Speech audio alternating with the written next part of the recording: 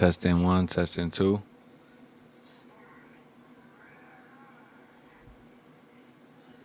Testing one, testing two.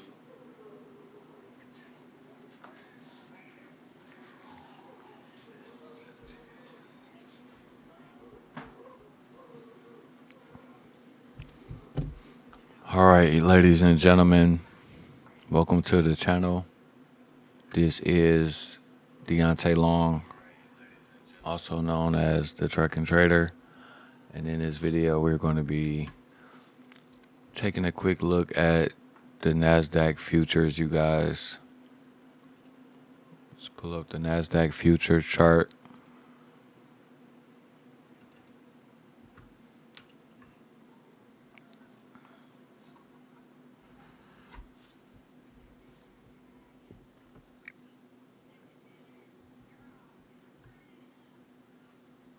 All right, just trying to make sure I'm on the right chart. Okay, here is the right chart for me.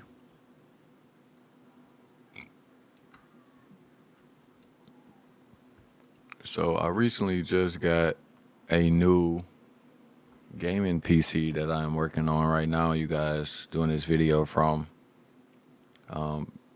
Just wanted to go live real quick and do a quick video testing out this new software, my OBS software. I do not have a camera set up just yet, but I do plan on getting a camera sooner or later. But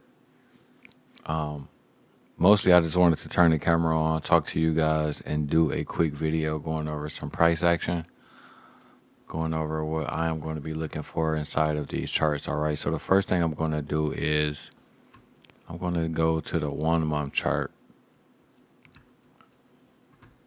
And the reason why I am looking at the 1 month chart is because if you guys take a look, you guys will see that we just recently created a swing high, right? I'm going to remove this Fibonacci tool. So we recently just created a swing high, right? So the reason why that is important is because now we have a range. So when you have a range, you're looking for a swing low and a swing high, or vice versa, a swing high, then a swing low, right? You cannot have a range until you have both a swing high and a swing low. So now that we have a range from swing low to swing high on a monthly time frame, right? I am going to be looking for anything that is under the premium, right? Anything that's under discount, right? Because from this swing low to this swing high, anything that's under this yellow line is a discount zone, right? Which means that we can start to look for the market to eventually want to come below this yellow line, right? To give buyers, long-term buyers, a chance to buy this market on up, right? Now, if we drop down into the weekly time frame,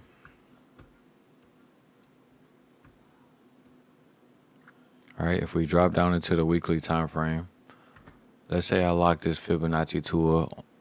I'm going to lock this Fibonacci tool on top, right? And let's see what we can see on the weekly time frame. So the first thing that I would take note on is any type of liquidity pool, right? So liquidity pools are very easy to notice because it's like two swing lows or two swing highs, right? And it like this makes a pretty much, just think of like a cup, all right? So any liquidity pool, I will mark those out on my chart right now. And then I will label those, right? Because this came off the weekly time frame, I would just label that weekly liquidity, just like that. And then I will mark that on there and I will lock that down. All right, and then this right here, these are relative equal lows as well. All right, I will put a little low on those as well. And then I would do the same thing, label those.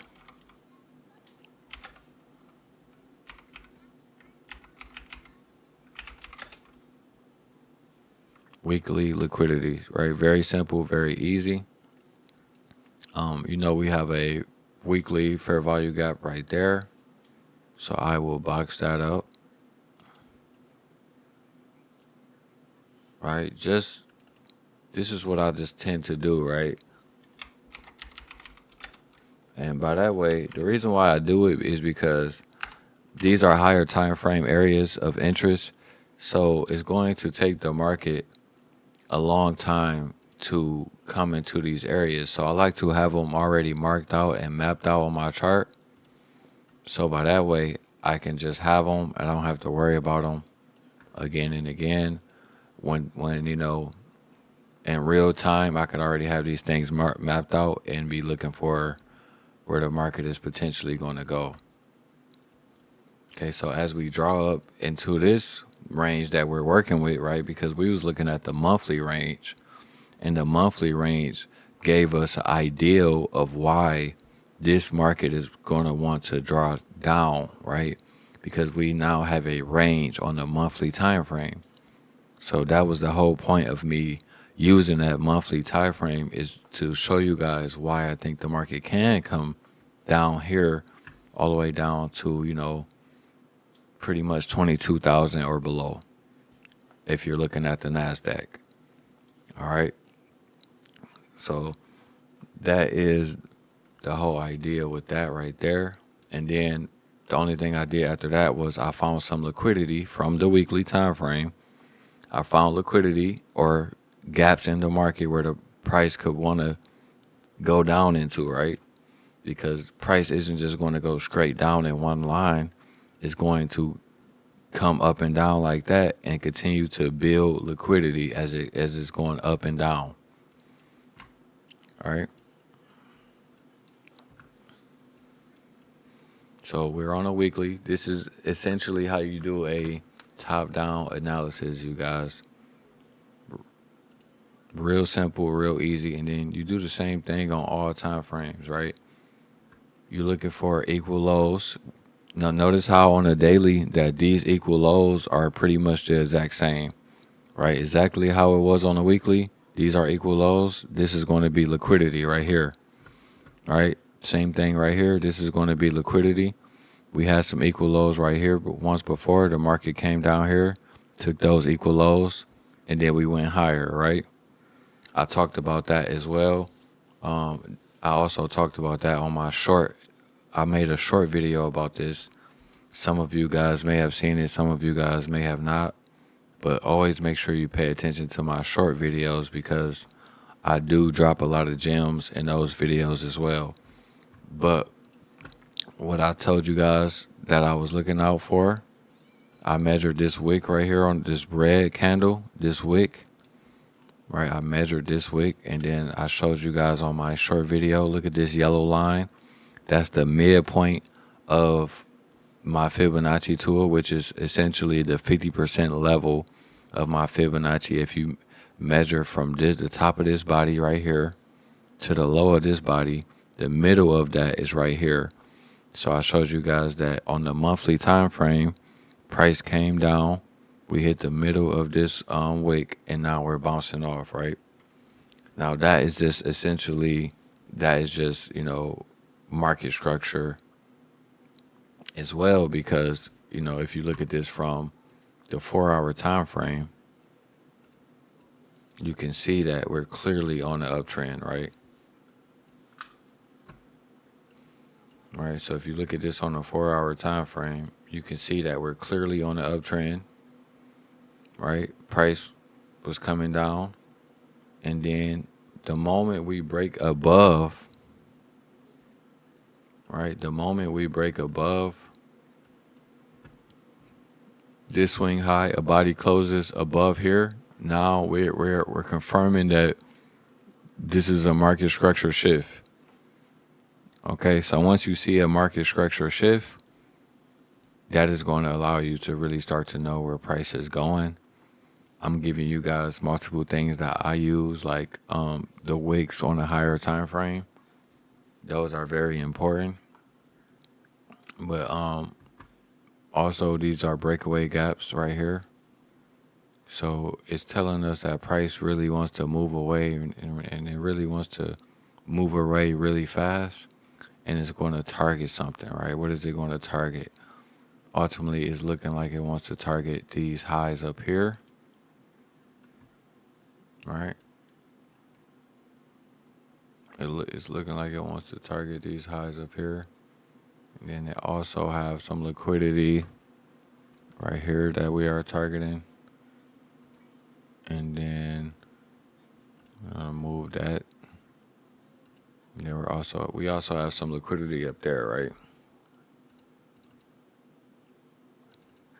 So I was just going to label this.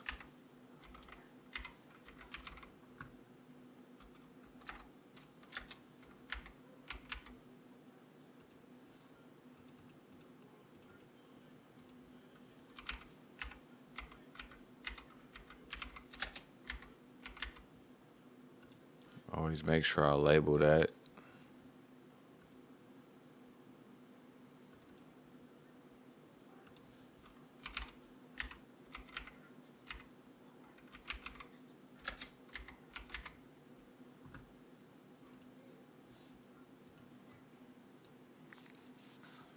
All right.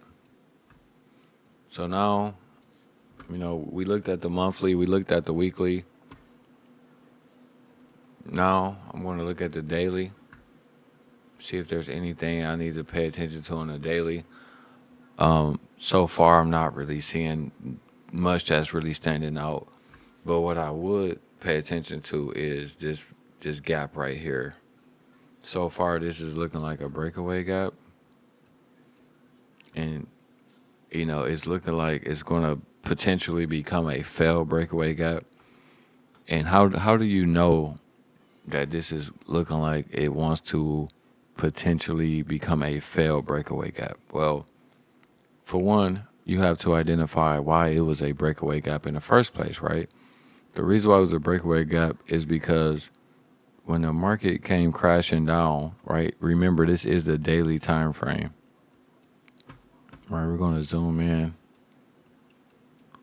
So notice how right here, when the market comes crashing down, it left this gap open right here in the market. Right? It left the gap open right here.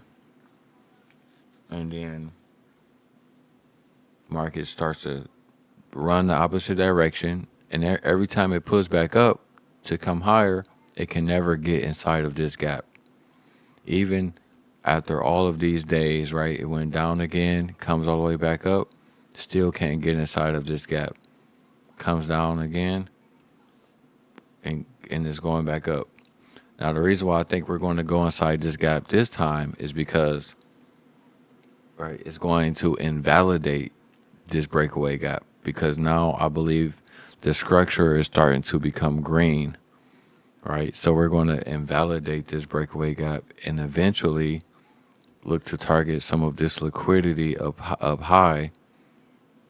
I don't know if it's going to do it before price comes down or after, right? But essentially what I like to do is on a daily time frame, every day that I'm trading, right, I use daily bias, right? So not only when I'm doing my top-down analysis, I'm using daily bias to try to figure out what liquidity are we going to target, right? So obviously these last 3 days have been really slow. You can tell just by the daily candles. You don't really even have to go on a 1 minute chart. These days are not small enough to where there's not, it looked like it might have been some opportunity, at least on this Tuesday right here. Monday looks a little bit smaller, but the point is on a normal day, right? Because today is December the 23rd, which means that, this is like the holiday season trading. But on a normal day, what I will be looking for is, right, knowing that because the market is going up, we're uptrending. And this is something that I taught in my previous videos. Because we're uptrending, right, on these bigger wicks right here on the daily time frame, these lows aren't going to be taken out. Right? These lows are kind of like protected. So the reason why I'm telling you guys this is because this is very important for your range, right? So if you drop down into the 4-hour chart, and if you're not keeping up, that's fine. Don't really worry about it too much. But if you go down into the 4-hour chart, you guys can see that this is also a breakaway gap, right? So it's the same logic, just a different time frame. So essentially what I just said, like on a daily, if you're thinking about daily bias, you don't think that the price is going to go all the way back down there and take out those daily lows, right? And on a 4-hour chart, you can see that these breakaway gaps are going to be very crucial to price. So where does that leave us? Well, we have a swing low right here. Then we have a swing high up here. So I will use my Fibonacci tool, go from swing low to swing high. We almost have a swing high up here, but I'm just going to use this one just for educational purposes, right? So where does that leave us? Now we have a fair value gap right here that is in discount. We also have a inversion fair value gap right here that is in discount, right? So I will always look for the lowest one, which is this one, and then I will box this up right here because that will be an inversion fair value gap. I'm going to leave that off the chart for now, but I'm just trying to show you guys how, I got a little sidetracked, but this is how you can find trades from doing a top-down analysis when you're going from the monthly, weekly, daily, and then you go down to the 4-hour time frame. This is how you can really find some high-quality setups. Obviously, you can do this with every time frame. You can do this, if you want like the 4-hour to be your highest time frame that you ever look at, you can start from the 4-hour and then go all the way down to like the 15-minute or 5-minute. But me personally, how I trade is that like I like to look at everything essentially. Even if I'm only scalping, I still want to be aware of the monthly chart, stuff like that. And that's pretty much a different video for a different time.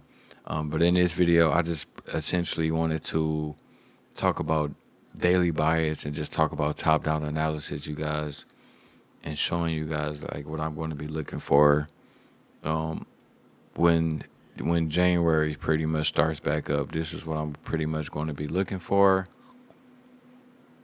Like I said, we did get a shift going back up on a 4-hour chart.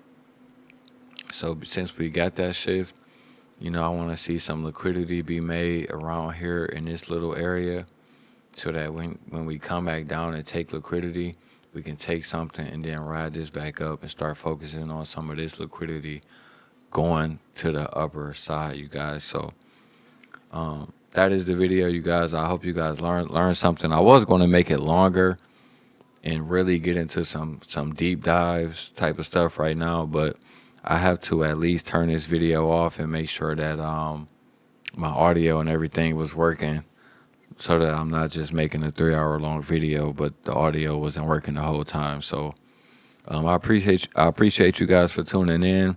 Make sure y'all drop a like on the video, subscribe to the channel if you haven't already, and I will see y'all in the next video, man. Peace out.